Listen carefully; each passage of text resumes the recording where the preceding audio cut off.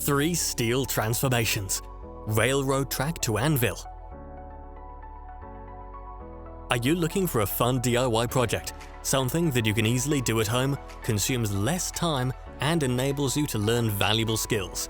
Well, what if I told you that you can now turn an old railroad track into an anvil? Welcome back to Top Tech. On this channel, we investigate the hidden technological processes that make modern life possible. Today, we're back with yet another exciting episode, a case of turning a railroad track to an anvil. How would it feel to completely repurpose a neglected piece of metal completely?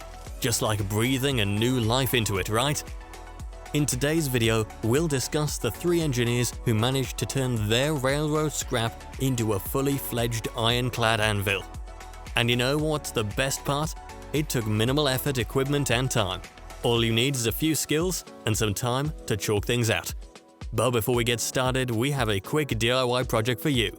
Go over to our video and smash that like button and subscribe to the channel too. It really does help with the YouTube algorithm and allows us to make more content like this for your viewing pleasure. Are you ready? Let's go one by one.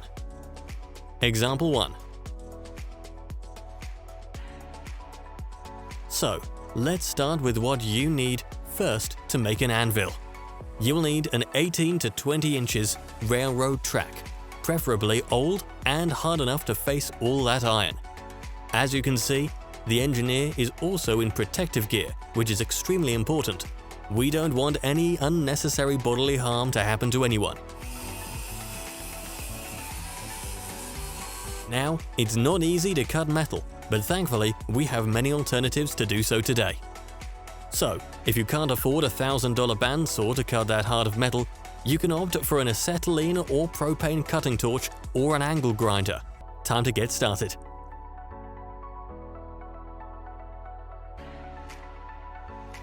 In this example, the engineer uses an angle grinder with a medium-sized disc at first to cut the upper half of both sides of the railroad track.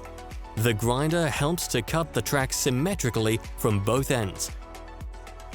Now, once it's done, you'll need to move on to the next bit, which is carving out a radius path inward into the anvil.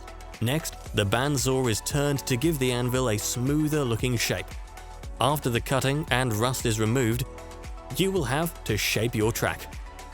The engineer uses the strip to carve out the edges by rubbing the anvil against the piece, and soon an anvil becomes more prominent in our engineer's hands. It is kind of a back and forth process, where the engineer uses the grinder and the strip to scrap out the rusty surface and shape into an anvil. Once it is done, the next item on the list is utilizing the truck leaf spring. The goal is to weld the truck leaf spring on top of the anvil. But welding will not do it alone. What we see is that the engineer comes back with his angle grinder to smoothen the anvil from left, right, top and bottom. Using the angle grinder makes it look like the spring was never there in the first place. However, do be careful with all these angles while holding it with your hands. Lastly, the engineer drills a hole in the back of the anvil so that it can be secured to other surfaces.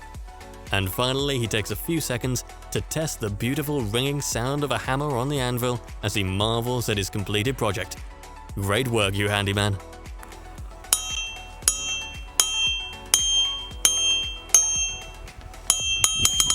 Example 2. Our engineer number 2 uses the same sized railroad track as our first example, but we don't see the same full-fledged blacksmith station used here. Instead, it is a quiet and secluded room with a solid wooden base to carve out another beautifully shaped anvil.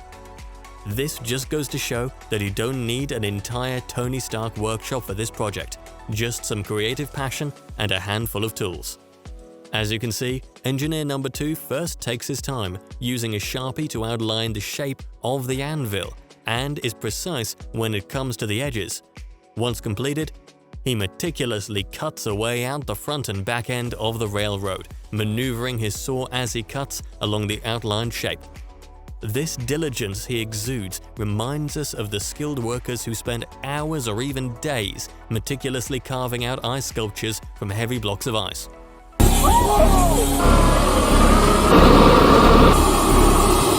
Using a hammer, he hammers out the sides and the back to make his anvil look more shapely. Once he has the shape he needs, he begins using the mill machine to clean and smooth out the surface of the rusty railroad track.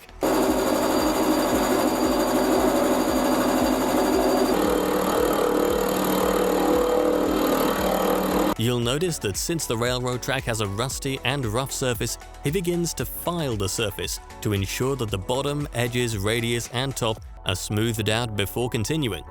This is super important because it allows the engineer to measure points more accurately and overall be more professional with his craft work. He does a remarkable job with getting the shape of the anvil precise by placing the angle grinder horizontally instead of a vertical position as he works. This helps him as he strategically moves from the sides to inward surfaces. Next, he marks the contour of the horn with a bent wire and Sharpie marker.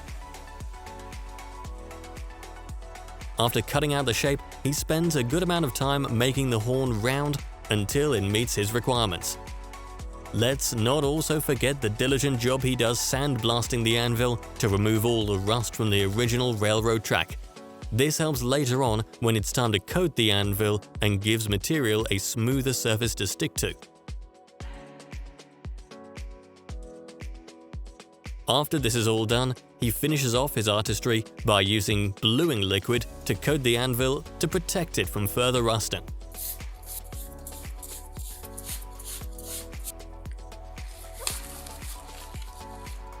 Before completing this project with a solid sand and polish for those eye-catching looks. Well done, sir.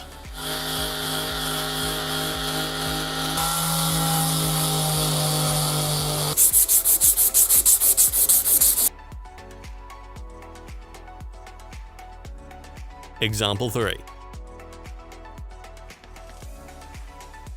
Just like our previous engineers, with Engineer 3 you'll notice a consistent pattern of how he begins and designs his blacksmith anvil.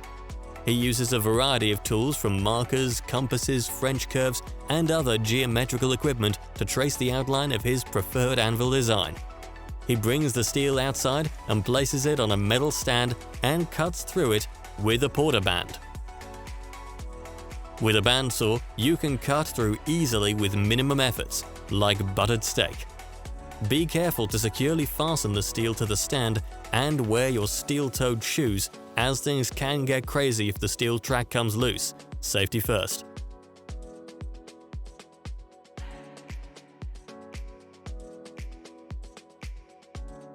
Instead of using the anvil grinder, as in the first two examples, he uses a belt grinder to finish off the cuts.